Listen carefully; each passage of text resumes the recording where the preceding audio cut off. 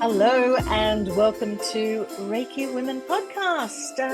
I'm Bronwen Logan from Reiki with Bronwen, and I have my two co-hosts here. There is Carrie Varela. Hi, Carrie, from the Reiki Healing Society, and Michaela in her beautiful shawl from Heartscapes Reiki. We are feeling festive. It is almost the holiday season for all of us, and we hope to be able to take a bit of a break with our families then too. So I hope you're all planning to do something lovely and fun, and if not, take some time out. And we've got an enormous backlog of podcasts. How many have we got, Michaela? You're the teller. We must have 100 and... It is 100 and something, I'm going to tell you. For I got it sure. right here. This will be 151. There you go. So we have 151 podcasts. Hard to believe. And that could fill your whole holidays. And I'm sure you'd end up feeling really amazing at the end of it after listening to all of them. And we'd love to hear your feedback. So anything that you do listen to, send some comments. Make sure you subscribe. We have some really fascinating, fun, new things happening next year. So we're excited. We're planning it all this month. And we are starting off the year with a series called Radiance, and it's about women's health and Reiki. And we have a whole series of interviews with women in all different fields and doing different things. And they're going to be talking about how they work with Reiki in that area with women. We hope that you will be joining us for that. We also have lots of different programs out, each of us individually coming up. And throughout today's podcast, we'll tell you a little bit about them too. But for the moment, we're going to get straight to the point, and we're going to talk about giving and receiving. It's that time of the year. So how does that work? How does it work for you? How does it work in the concept of working with the system of Reiki? I'm sure there's lots of different ideas between the three of us, and it might be a nice thing to reflect upon. It might help you to move more easily into the holiday season and be with others more easily as well. So, Carrie, I think you're up first. Tell us a little bit about how you feel about giving and receiving and the system of Reiki. Giving and receiving is really, to me, being about in the flow of life, right? That, life is always giving and receiving to us. And actually, recently I've been studying a Quechua term, which is a traditional indigenous word from a community in South America. And they talk about Aini. And Aini is sacred reciprocity. And sacred reciprocity is to be in awareness of all that we are giving and receiving. And how I feel that relates to the practice of Reiki is that is essentially being in the flow of life. And if we're not willing to give and receive, to let go and let in, we aren't in balance energetically. There's just no way. You can't be in balance. You have to be constantly in a flow of letting go and letting in. And that's why Reiki helps us create shifts and changes in our life and helps us just navigate change that's naturally arising. I like to say in my Reiki courses that some of the main influences on the system of Reiki that come from Buddhism is, number one, that life is impermanent. Life is impermanent and it's always changing. And so we have to be resilient and we have to be willing to let go so that we can be in that flow of life.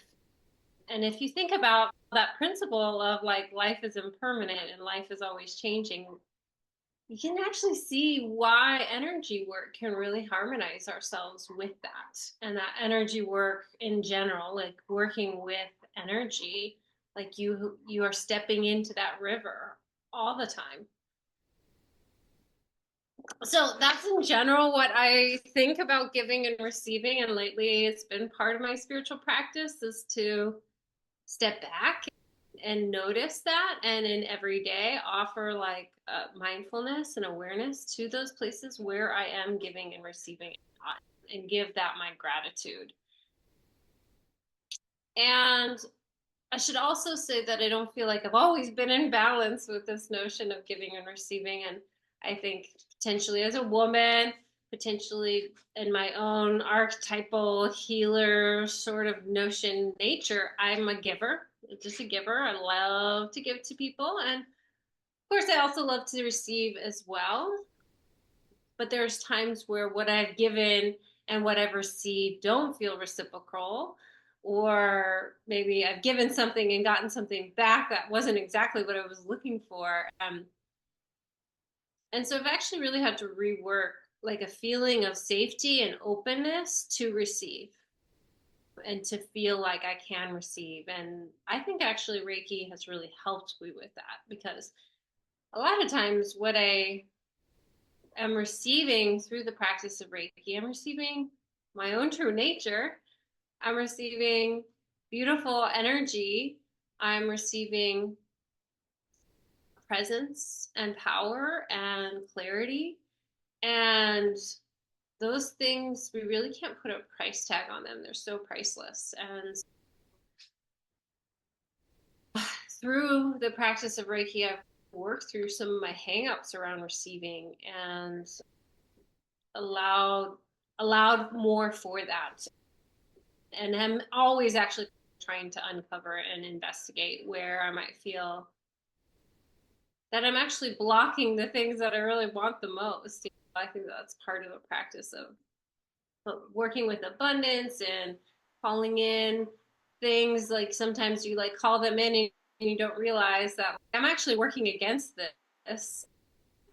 And I guess I've been really realizing this with my business, because I'm very aware that financially, like I have to be charging more really to make life more sustainable for me as a mom living in California, and just all of the pressures of inflation and so many things. And I was offering a sale recently, and I'm realizing this is, as much as I'm wanting this to actually fill what I'm actually calling in, I'm working in the opposite direction of where I need to go.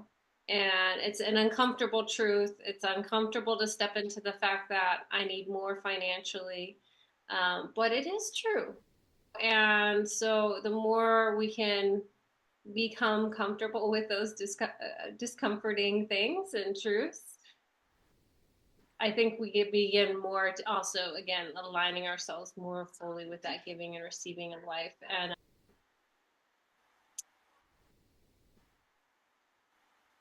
I guess the other part about giving too much, and we had a whole episode on this, I think is a really good topic, and it's really probably one I could probably listen back to and learn more from. But, and for all of you listening, check that one out too. But the challenge with overgiving is becoming resentful.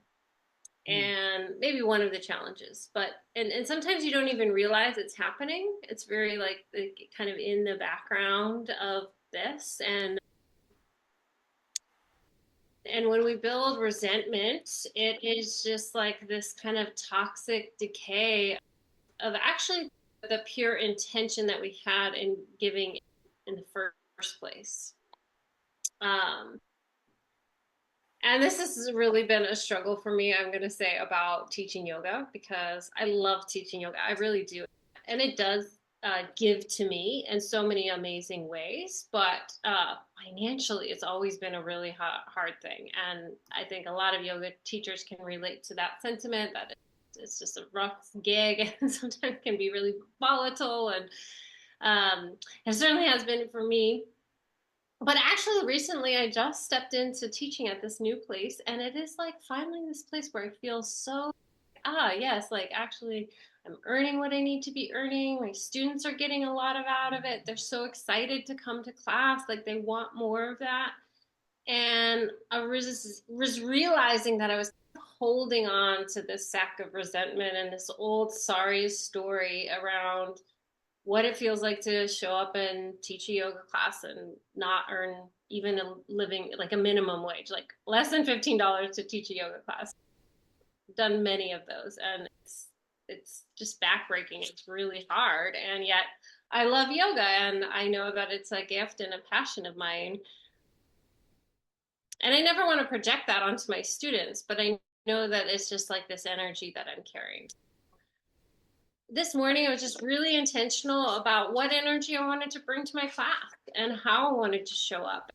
And if I could let go of that old story and that sack of resentment that I've been carrying with me. And so I could just enjoy the practice even more and be more in the flow of that sacred reciprocity of giving and receiving from the practice, from my students, from that collective energy, and yes, even financially too. That's a little bit about how the practice of giving and receiving has been feeling for me lately. What about you, Michaela? You want to talk about this? I sure do, Carrie. Yay. Yeah, so much of what you're sharing is feels really important, especially in these times and these kind of two threads of reciprocity. And I love the phrase letting go and letting in. It's a really beautiful way to describe that. And then personal responsibility around being prepared for letting in and prepared for what it is that we put out there. I think both of those are really important frameworks when we think about giving and receiving in terms of being in our Reiki practice. One of the really profound kind of mindset shifts and worldview shifts that I got to experience when you're beginning to practice Reiki in the ways that you introduced me to, Bronwen, many years ago, is this non-dualistic softening of the idea of giving and receiving, that there's these two roles that are different, that there is a person who gives Reiki and there's a person who receives Reiki, and that those are two different spaces to be in, and reframing that to being in Reiki together, being in a reciprocal space of being more connected to our true self and to our light and our connectedness to the web of life.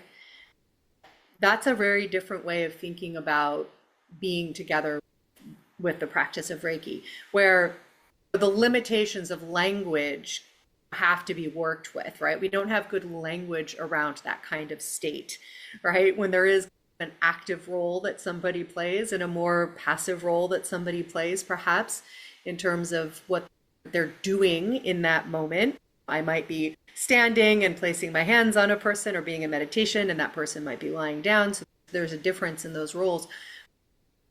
At the heart of it, we're really meeting each other in this same place of being in Reiki. And that mindset has really not only changed the way that I work with Reiki, of course, but it's also changed the way that I think about giving and receiving in life generally, right? That this kind of reciprocal way of thinking about things, I often think about that infinity symbol of being in that flow, as you said, as you described it so beautifully, Carrie, that flow of letting go and letting in, that we can actually use that as an approach to getting our needs met and sharing resources and being in relationship across many different categories, where we soften this edge between a person who is giving something and a person who is receiving something, that are separate roles, as opposed to two people meeting in a shared space of kindness and reciprocity. There is a practice that I developed that it's a variation on Joshin Kokyoho, but specifically working with trees and plants and focusing our attention on the reciprocity of breath, of the fact that we breathe out carbon dioxide, that plants breathe in, and they breathe out oxygen that we breathe in, that there's this constant state of reciprocity and flow and letting go and letting in that happens in this fundamental space of our breath and the movement of life-giving breath through the atmosphere and through the ecosystem. And that practice has also really gotten in my body and in my psyche around being in a softer, more spacious relationship with giving and receiving. Inside of that perspective, then we have this piece around personal responsibility that you brought in. And that shows up in a lot of different ways, right? How are we showing up to either one of those relationships? I have a history of codependence that I've worked through and with for a long time.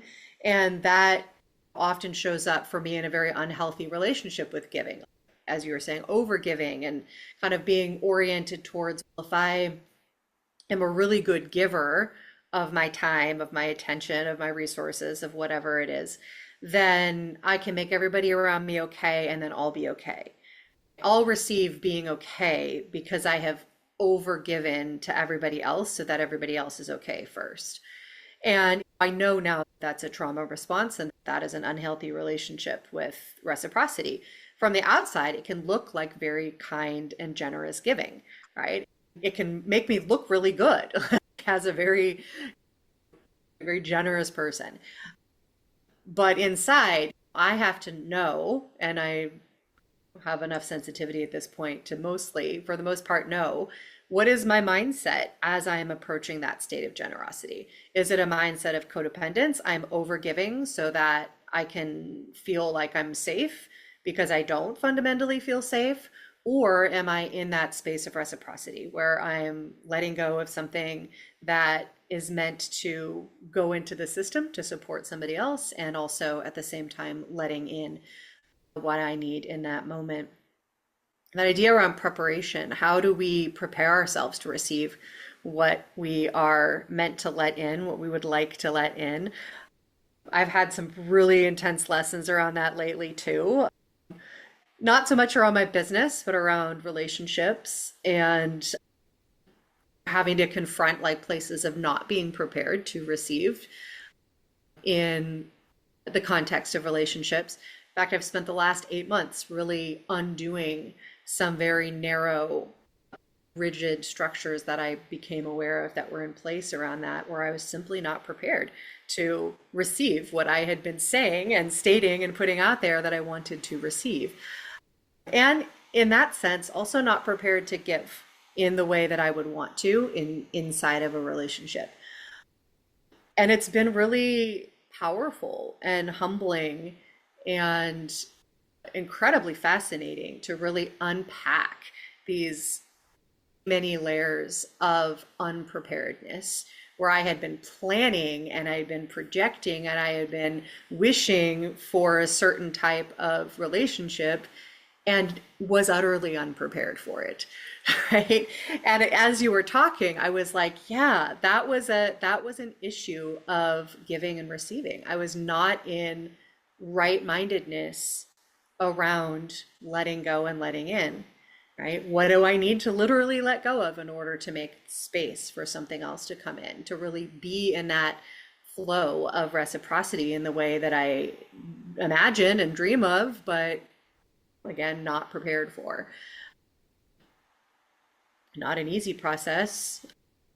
I recommend it and I don't recommend it at the same time. Right? When we have to unpack these places where we're like, oh man, I sure was getting in my own way.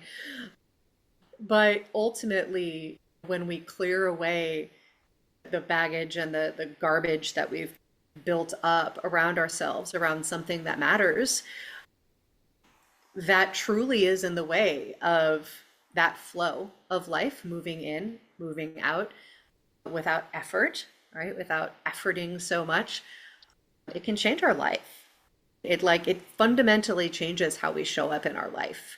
And so it's worth doing. It's worth taking that time to interrogate the places where we're really wanting to be generous, or we're really wanting to receive something or someone or a situation or an experience, and we're simply not prepared. And then choosing to take responsibility for that preparedness and take responsibility for clearing out whatever's in the way of that, and taking a break from the striving, the efforting for that thing that we want to give or receive, so that we can properly prepare the soil. And we're going into winter time here on our side of the world. Coming out of it on Bronwen's side of the world, winter is the time of preparedness. It's the time of composting and letting go and letting things transform back into raw materials, so that the reciprocity, the giving and receiving, the letting go and letting in cycle can continue. So it's a good time to be in reflection about that. And I invite you, dear listener, to go through your own process of reflecting on where are you at around how you want to show up, how you want to be in that cycle, that life Mm. cycle of giving and receiving. Thank you, Michaela. Oh, lots of thoughts there. But before we go any further, I would love to hear, Carrie, from you about what you've got lined up over the next couple of months. What's coming up for you? The big thing that I am giving my offering is the GoPro with Reiki mentorship program. And this is a 12-month container where every month we'll be gathering in community. You'll have opportunities to work privately one-to-one with me and get the mentorship you need to really take your Reiki business out of its like fledgling stage and into the world. And if you already have an existing Reiki business, this mentorship and support and help to reimagine your Reiki practice so that it really feels in alignment with what you need and where you want to take it. So if you've had this idea, this concept, this program that you've been marinating with for a period of time and you really just want to get it out there, this GoPro with Reiki program is really designed for you to get you the support that you need to really create and manifest and have an alignment with your business, aligned with Reiki, and really bringing your gifts and wisdom to the world. So that's my baby offering I have for 2025. And Sounds I'd love to hear amazing. from you, Michaela, too. Yeah, thank you. Yeah, I've got a pair of classes coming up in the new year that are very tender and dear to me. And the pair of them together, they can be taken individually, but they can also be taken bundled together, is called Grief and Joy Are Sisters. And the first one that begins in January is a collaboration with my teaching apprentice, Blair Graves, who is also an end of life doula. And it's focusing on grieving well. And it's applying the Reiki precepts to the 5 stages of grief and really exploring the way in which the grieving process is in fact a healing process and can be quite beautiful part of our human experience. It'll be part ritual, part class, and completely heartful experience working in the tender realm of grief. And then beginning in April, we'll be working with the Book of Joy. I've taught this class a number of times. It is just some of my very favorite material to work with. So working with the concept of joy, working with the incredible gift that the Book of Joy is from the Dalai Lama and Archbishop Desmond Tutu, walking through the 8 pillars of joy and the 8 barriers to joy, and of course applying a great deal of Reiki along the way, but also working with the practices that are presented in that work and as our guiding principle. So that pair of classes is coming up in the new year. They can be taken individually or as a bundle. Wow. We are very industrious, aren't we? Anyway. Are so creative. Oh my goodness. So what have I got coming up? I've got Yeah. I've got a single web class is one thing that I'm doing in January, and that is the Japanese art of animal Reiki. I know lots of people work with animals, and I'm doing something, I'm calling it a master class just because I can.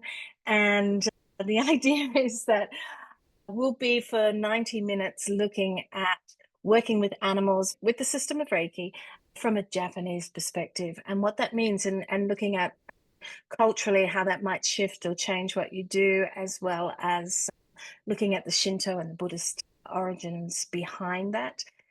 I think it's really interesting for anyone who is interested in helping animals, or if you already do help animals with your practice. The other thing that I'm doing, and I think it links in really nicely actually with what you're doing, Carrie, and that is it is my Shimpadum Plus class. It's not so much from the business side of things. I've been making all these videos and putting them into a teaching format online, and it's helping people who have already completed Reiki 3 Shimpadum to actually get into their practice from a Japanese perspective. And I have all these recordings and so much material there to support you in learning more about what you do. It does amaze me, actually, how many people are out there teaching and they have all these questions. They don't really know the answers deeply for themselves. And I want to help people find that for themselves. And this is an online course, and it's something that they can come back to again and again for the rest of their lives. It will be there. It's very much about grounding yourself in the practice of Reiki from a Japanese perspective. So those are the things that we all have coming up. Yeah. And of course, I'm going to reiterate that we have our Radiance Women's Health and Reiki series coming up in January.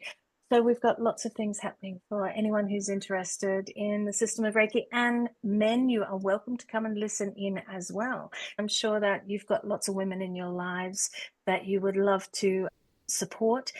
So it's a great way of learning about women and what is going on in our lives. And as to the question about giving and receiving, I heard so much great stuff there.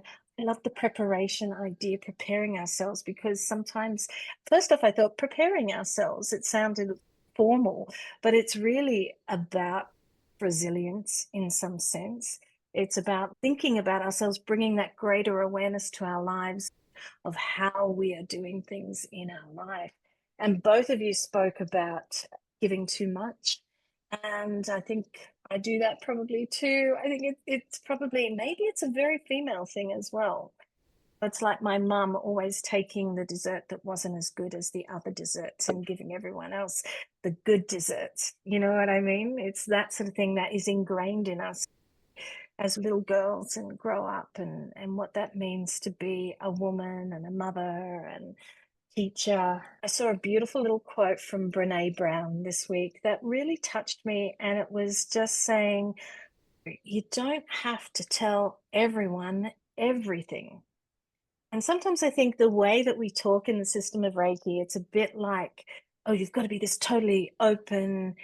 There's different levels that we're talking about here, right? When we are with others, then we want to find harmony in that space. Yeah. And that is, I think, the harmony of giving and receiving of ourselves.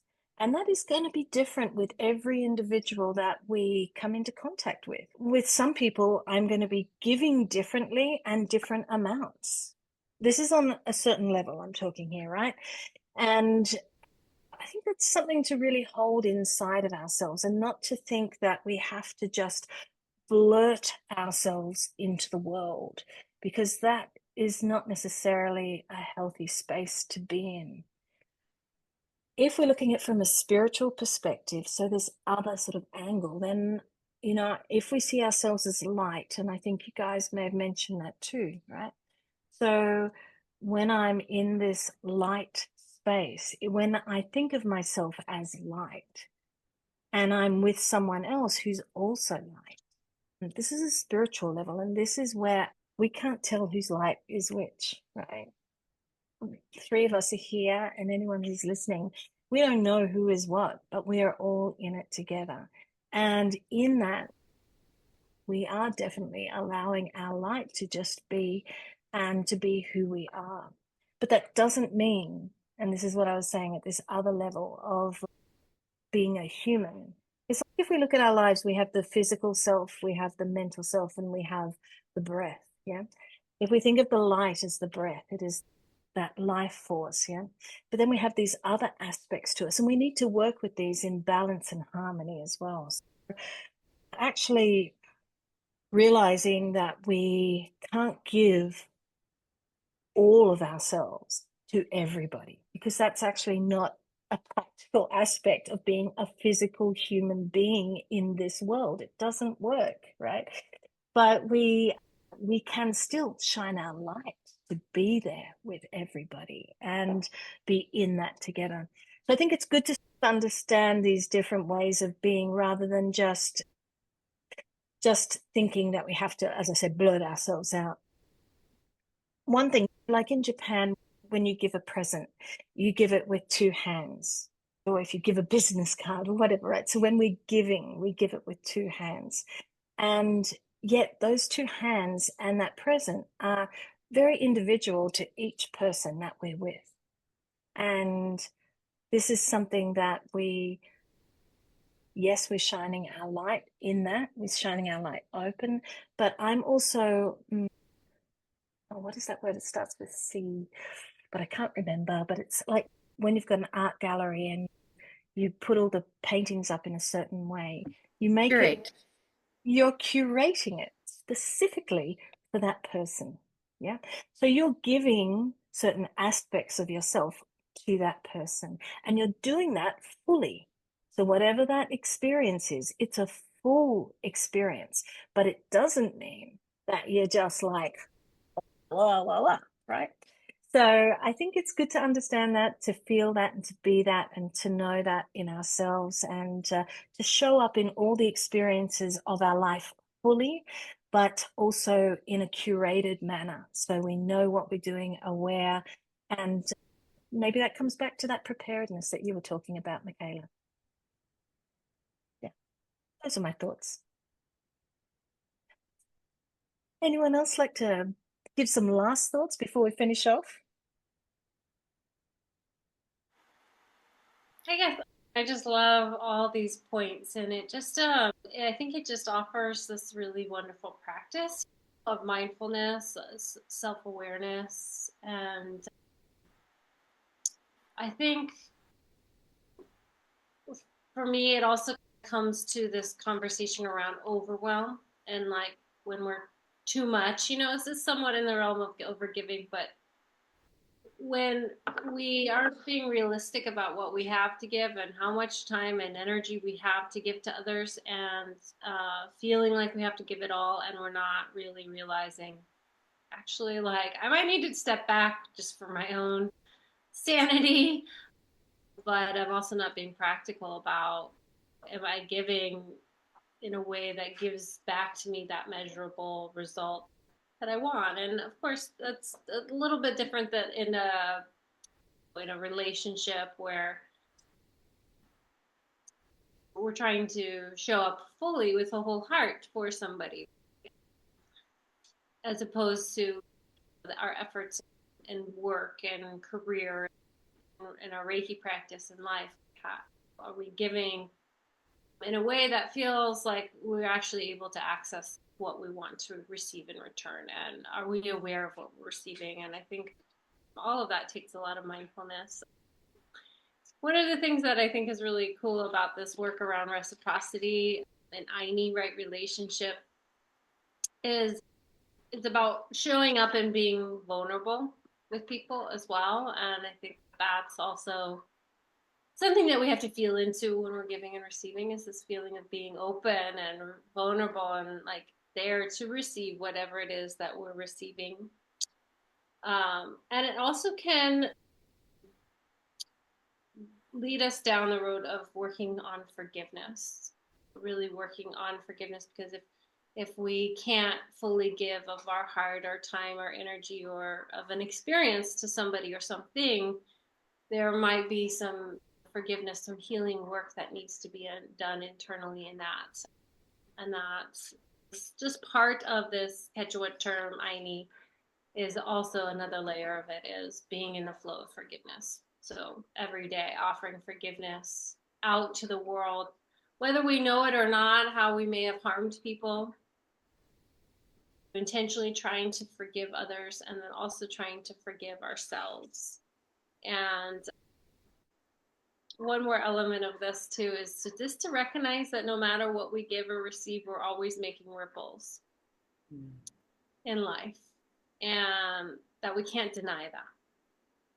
And that's what I think sometimes when people talk about how Reiki does no harm, and Reiki only serves the greatest good, or there's no karma in giving and receiving Reiki. I invite people to question that, because that's just not possible. Because karma is all about the law of cause and effect. It's all about giving and receiving. And so it's to recognize and understand that we always are making ripples. And so are those ripples in alignment with our true heart, like who we really want to be and how we want to show up? And what I'd honestly say is that yes, you are making ripples inherently because of who you are and because you are driven and motivated by your true self. I just truly believe that. So, Oof. That was really powerful, Carrie. And I absolutely adore this concept of curating our giving. That's it's a moderating force in my mind. It did this like interesting thing in my own mind around giving. Am I curating how I am offering? Am I taking care to offer with both hands and be really mindful of what is the right amount in this moment, in this exchange? I don't have to say everything. I don't have to give everything, right? All of those pieces are so powerful, and I really thank you both for them.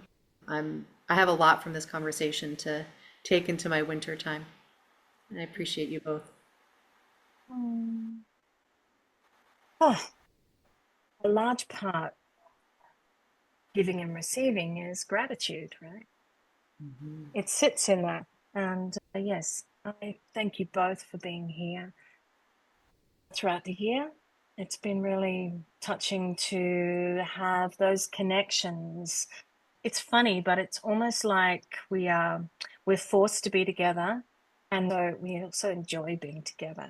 So it has these, I mean, we're forced in that we have to sit together and may have these discussions because we chose to do that. But it's also the joy for me, at any rate, to be able to have these connections through that.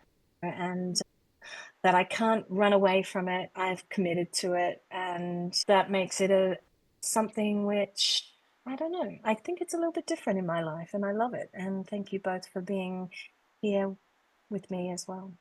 Yeah.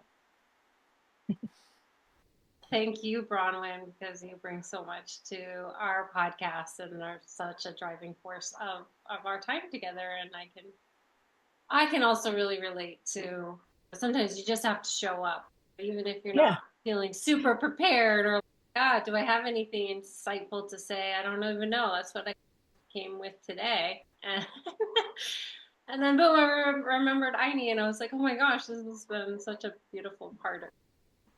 There's just something beautiful about showing up and being yourself and gratitude really if we can open ourselves to any experience and really receive from gratitude, I think it offers that shift and change in perspective that really does work through if we are feeling resentment, if we are feeling like there's an imbalance in giving and receiving. Starting with some of those principles, I think, really help. So, and of course, to all of our listeners, I'm so grateful for all of you. I can't believe it's been a year, another year with the Reiki Women podcast. We just went over 150 episodes. This is major. It's been a really just such a beautiful light in my life. And certainly we're not the most well downloaded Reiki podcast out there, but to all of you, like we've met so many people who are just so lovely. And I just think about the people that have come into my life because of this podcast beyond this little circle, but there's this bigger circle. And gosh, you guys all mean so much to me. And I just feel this growing interconnection between Reiki practitioners was something I always really wanted for.